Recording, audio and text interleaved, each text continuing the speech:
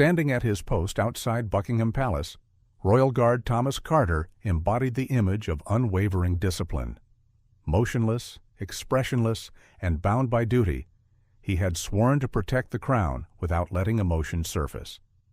But behind the stoic exterior, Thomas was crumbling. Every muscle in his body ached, not from hours of standing still, but from an unseen battle. His mother was in a hospital bed, fighting cancer, and he had no leave to be by her side. He couldn't let her know, couldn't break the oath, and certainly couldn't abandon his duty. The pain in his heart was far worse than the pain in his feet. The silence of his post felt suffocating. The ceremonial grandeur of the palace, the rhythmic clicking of cameras, and the hum of the tourists blurred into a void. Duty above all. That's what they were told. But what if duty meant losing the last moments with the person who had given him life? On this particular day, the crowd was lively, cameras flashing, tourists gawking. And then Florence Pugh appeared. The award-winning actress, known for her powerful performances, walked past the royal guards. But something made her stop. While others admired their rigid discipline, she observed differently. She saw him, a man with sorrow hidden behind his eyes. Intrigued, she did something no one expected. She walked closer and whispered, just barely loud enough for him to hear. Even statues deserve to breathe. The words sent a chill through Thomas. She had seen him, but he remained still. That was his job, after all. She didn't stay long. She simply gave a knowing look and walked away, but her presence lingered long after she disappeared into the crowd. That night, Florence couldn't shake the feeling that something was wrong. She found herself scrolling through articles about the royal guards, learning about their rigid policies, their lack of personal freedom, and the sacrifices they made in silence. Later that evening, Florence Pugh's team contacted Buckingham Palace. She had seen the pain in that guard's eyes and wanted to know his story.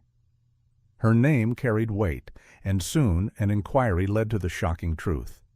Thomas had been denied leave to see his dying mother due to outdated regulations. Florence took to social media, without naming him, to talk about compassion over rules, humanity over rigidity. Her words went viral, and within hours, people demanded justice. The number "Let Him Go Home" campaign exploded. The internet was ablaze with discussions about duty versus humanity. News channels picked it up, and people shared personal stories of missing important life moments due to work obligations. The pressure mounted. Buckingham Palace faced growing scrutiny. Would they uphold tradition, or would they listen? The next morning, Thomas was summoned. His superior, a man who had once told him duty comes before emotions, handed him an envelope. Take this and go. You have 3 days. His hands trembled as he opened it. Emergency leave granted. When he arrived at the hospital, his mother's frail fingers curled around his. Tears streamed down her face as she whispered, "You came." He didn't know what to say. He only knew that a stranger, an actress he had never met before, had somehow felt his pain through the armor of discipline and changed his fate. For 3 days he held his mother's hand, listened to her stories, and soaked in every last moment. And on the final night, she slipped away peacefully, knowing her son was by her side. After his mother passed away peacefully in his arms, Thomas returned to duty with a new purpose. He wasn't just a soldier now, he was a man who had learned that rules should never suffocate humanity. Months later, Buckingham Palace announced a new policy allowing emergency leave for guards with sick family members. The system had been rewritten because one woman had dared to see past a uniform. But Thomas wasn't the only one changed. Florence received hundreds of messages from people thanking her for using her voice. Some had fought similar battles. Others had been inspired to stand up for their own loved ones. One ripple had created waves. Years later, during a public event, Florence Pugh was among the honored guests at Buckingham Palace.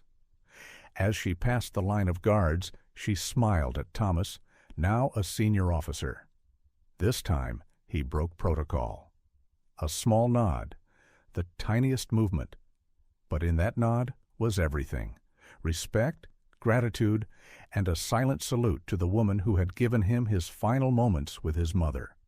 And for the first time, Florence saw a royal guard smile. And somewhere in the sea of people, someone captured that moment on camera.